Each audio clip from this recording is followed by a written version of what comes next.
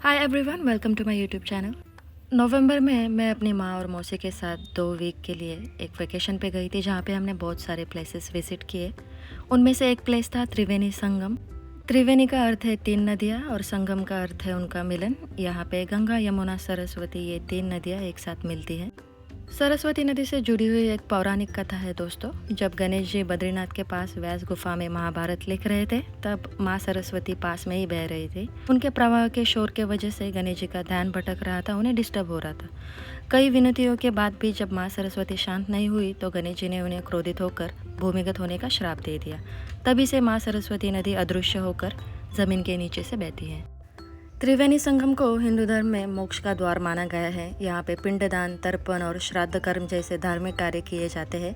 ऐसी मान्यता है कि संगम में स्नान करने से जन्म जन्मांतर के पाप धुल जाते हैं और आत्मा को शुद्धि मिलती है। ज्यादा मड़ है पानी में दोस्तों। जब हम आ भी रहे थे तो मेरे शूज पूरे खराब हो गए। कितने टाइम से कर रहे हो आप ये भैया?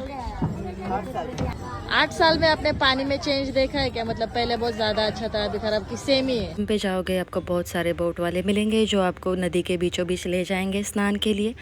बोट वाले भैया को सारी कथाएं पता होती है, तो वो बोट चलाते चलाते आपको उनके बारे में बताएंगे भी।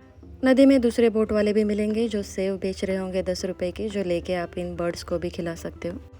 जिस बोट में आप बैठ के जा रहे हो वो बस आपको नदी के बीच में छोड़ेंगे। वहाँ पे जाने के बाद आपको दूसरे बड़ी बोट्स मिलेंगे जिसमें आपको नहाना है। उन बोट्स में जाने के लिए आपको पैसे देने पड़ते हैं। हमसे तो उन्होंने 20 रुपये लिए थे, बट दूसरे फैमिली से 50 रुपये लिए थे। तो डिपेंड्स आप कब जा रहे हो और आपसे कितना पैसा लिया जाता है। अभी दोस्तों हम आ गए यहाँ पे नहाने के लिए। मॉम और बाकी सब नहाएंगे, मैं नहीं नहाऊंगी। सो बेसिकली आपको जो 3-4 बोट ऑलरेडी लगी हुई है उसमें मतलब छुप के नहाने का होता है। बोट यहाँ पे लगा देंगे और अपनी चीजें बोट में हम रखेंगे, हमारा जो भी सामान है। 50 देना है चौरंग वाले। अभी वो 20 बोला है ना। हमारे उधर आप 20 बोला। चलो गोला करके जमा करो। अरे दे देगा, कोई नहीं भाई सजाएगा। वो मेरी बात, पहले पैसा जमा होगा, आपको नंबर लगेगा, दोबारा आपसे कोई नहीं मांगेगा। बोलता है पानी पहले तो गंदा करो, फिर उसे घर लेके जाओ। पानी लेके बाजू में अगर लोग हाथ पैर धोते तो अच्छा रहता। ऐसे तो पूरी नदी में डुबकी मारना पड़ा क्या? आपको पता नहीं है तो उस चीज पे कमेंट नहीं करना। इतना मेहनत करके भैया को दिन का सिर्फ 100 रुपए मिलता है, ठेकेदारी में पैसे देने पड़ते हैं। 5 फेरे करेगा तो 5 मिलेगा। यहाँ पे कई सारे बोट ओनर्स है गाइस, तो इसके वजह से आपको गिन चुन के 3 या 4 ही ट्रिप्स मिलती है, सो दैट हर किसी को बराबर मिले। इस बंदे का दिन का कमाई 300 या 400 रुपये ही रहेगा और इसमें वो अपना घर चलाता है। जो ट्रिप्स के पैसे मिलते हैं गाइस, वो एज इट इज़ ये बच्चा अपने घर नहीं ले जा सकता। यहाँ पे कोई तो मुखिया है जिनको एक पर्टिकुलर शेयर देना पड़ता है। ये पता चलने के बाद मौसी ने डायरेक्टली पैसे इस बच्चे को दिए थे थोड़े बहुत। जिस दिन हमने विज़िट किया था उस दिन हमने देखा महाकुंभ के लिए काफ़ी ज़्यादा तैयारी चल रही। इस बच्चे ने भी हमें इनविटेशन दिया और हमें बुलाया था। मौसी ने भी ले लिया है 10 रुपए का। तो खोल रहे हैं हम इसको। खोलने के लिए 4 दिन लगेंगे। चलो फाइनली खोल दिया।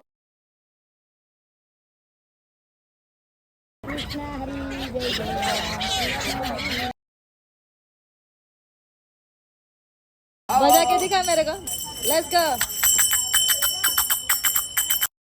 वैसे तो प्रयागराज गवर्नमेंट काफ़ी अच्छा काम कर रही है नदी को क्लीन रखने का। मुझे लगता है ये हमारी जिम्मेदारी भी है कि हम नदी को क्लीन रखें, इसीलिए मैंने नदी में नहाया नहीं, ना ही कोई फ्लावर छोड़े हैं। आप भी जितना ज़्यादा हो सके नदी को क्लीन रखना, उसमें कोई भी प्लास्टिक मत डालना। मैंने घर पे नदी का पानी लाया था तो घर पे ही हाथ पैर धो लिए। Please subscribe to my channel. Thank you for watching and bye for now.